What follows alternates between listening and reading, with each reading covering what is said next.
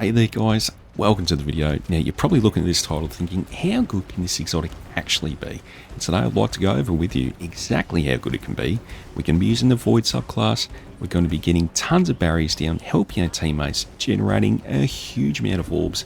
It's going to be an absolute blast. As usual, we'll go through the subclass, the weapons, the armor, the artifact. We'll try and get through it a little bit quicker so you can get this into your game and absolutely having a blast. Stick around guys, let's get into it.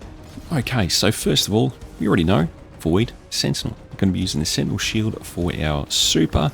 Has been buffed, even without using Ursa Furiosa. It is a very long-lasting super. You get a huge amount of charge out of it, and you just cannot pass this thing up. You'll be able to see in the footage on screen now just how many orbs you can actually generate for your team and yourself using this super. It is absolutely diabolical how many orbs you can get going for yourself. Now next up we're going to be looking at our abilities. As usual, choose your own jump. I always go with strafe. We're going to be using shield throw. It is just nice to have that indirect melee attack. And your grenade doesn't really matter. With the weapons that we're choosing today, we're going to be covering all our anti-champion mods. So choose the one that you'd like to. I run suppressor just so I've got a no overload option there. But like I said, purely up to yourself. Alright, moving on to the aspects. Let's go over them quickly. Pretty self-explanatory. Bastion. Casting a barricade grants overshield to yourself and nearby allies and empowers it, enabling it to slowly regenerate the overshield of allies bunkering behind it and extend the overshield duration. So that is very key. Grants overshield to yourself and nearby allies. It's the barricade that provides that. It's not you. You don't actually have to be near your teammates. It's the barricade. Because the barricade is now portable, you can throw this barricade at people and instantly give them an overshield, regenerating overshield, and get them out of a really, really bad spot. If someone just goes full send, it's not working out, maybe a Praxic Blade user, maybe? Send out your grenade, save them, bring them back in, and get back into the fight. The second aspect we're going to look at, guys, is Unbreakable. So the Unbreakable shield, utilizing your grenade energy to create a shield. Once you release that shield after taking damage, or you can release it instantly, you'll deal damage based on how much damage was blocked. So this gives us another option to shield ourselves and teammates. We've got our super shield, which has a huge barrier. We've got our Arbor Warden shield, which once we've empowered it, we get this circular pattern happening along with Unbreakable. So we've got lots of ways of mitigating damage. Alright, and the last thing we're going to look at for our subclass is the Fragments. Echo of Cessation, Obscurity, and Persistence working very nicely together. We're going to get a finisher with Obscurity, which is going to cause us to go invisible. Persistence is going to give us 40% increased invisibility duration. And when using a finisher, Cessation is going to create a void burst of damage, which makes nearby combatants volatile. And that's going to work really well with our weapons, but we'll get into our weapons shortly. The other two fragments we're going to look at is the Echo of Harvest and the Echo of Starvation. Echo of Starvation, picking up a Void Breach or an Orb of Power, grants Devour.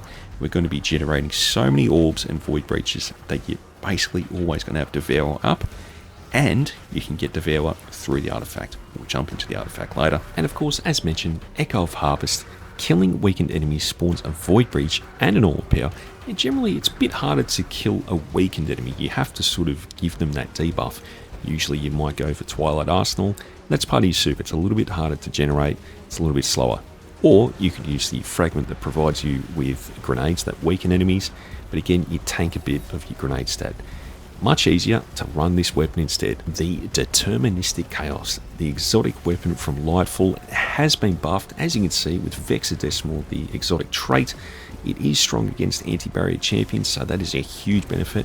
But it now has some extra wording in there where after the heavy metal bullet launches and you release the trigger, you now get a subsistence perk where you partially reload the magazine from reserves. So really nice little trait to have, and a little bit more damage in the chambers. And as a result, it does make it so much easier to generate weaken using this weapon.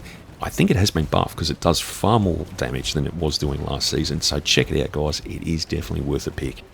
Now I don't have the best screenshots of my other weapons, but I thought I'd just take a general overview of my setup for the other two weapons.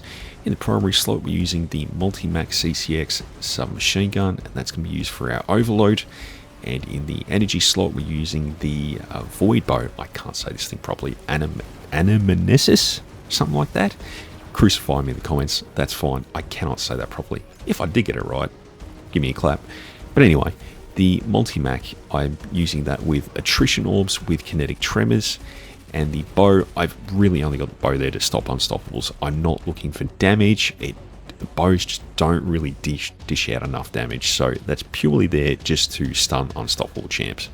As you can see, for our armor set bonuses, we're using 2x tech sec, and that is for our kinetic tremors in our primary slot for the multi-mac, and the 2-piece smoke jumper, and that's for when we pick up an orb of power, we get massive damage resistance. And because we're generating so many orbs, we're going to be picking up so many, perfect opportunity to get this armor set working. Okay, and of course we can't forget the armor mods, so let's rapid fire a few of these. We're going to get them all up on the screen and we'll go through them. For the helmet, we're going to be running dual heavy ammo finder, which is to just keep on top of ammo generation for our heavy exotic machine gun there, just so we've always got enough ammo running through that thing, alongside kinetic entropy siphon, which is part of the artifact, so you'll need to select that from the second column. Make sure you're selecting that. For the arms, we're going to be using harmonic loader. Now that's obviously so we can get the bullets into our machine gun a little bit quicker. Going to run 2 of those alongside a shield break charge. So breaking a combatant shield with a matching damage type grants you armor charge, and that's going to relate to our leg mods. We'll get to that in a sec. For the chest, we're looking for void ammo generation, just so we're getting more ammo occurring for our machine gun as well. We're going to be using it primarily. The other 2 weapons are purely just to stun champions. Basically, we're always going to have enough ammo to be using the machine gun all the time, so this is where that's going to help out as well.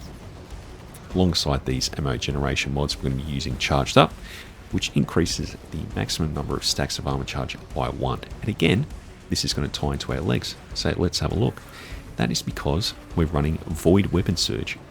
Now, Void Weapon Surge relies on having armor charge. As long as you have armor charge, you'll get an increased damage to the weapon type that you're using. Obviously, we're using Void, and we want to increase that damage that's occurring, so we're going to use 2 of these alongside stacks on stacks. Picking up an orb of power grants you 1 additional stack of armor charge.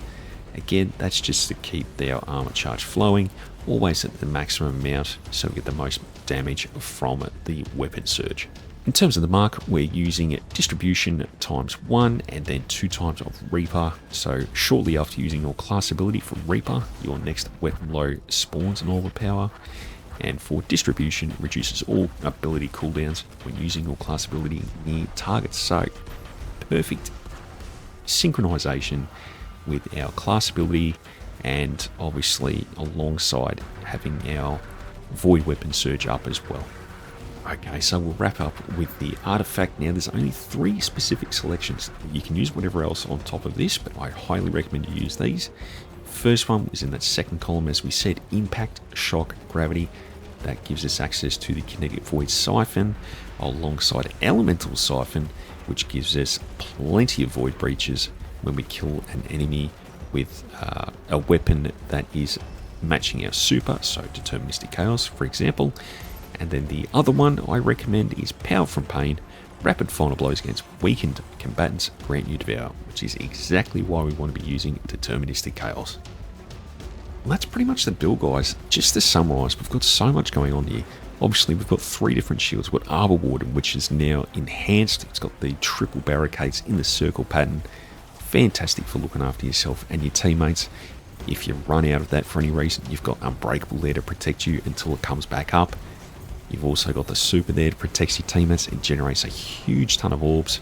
Alongside that, we're giving our teammates and ourselves overshields constantly with those benefits and perks we've just spoken about, alongside having invisibility. Invisibility is great for repositioning yourself. If you get into a bit of a tricky situation, you've run out of all your shields for some reason, hit a finisher, go invisible, reposition, get your class ability back, so you've got Arbor Warden going, and just start again.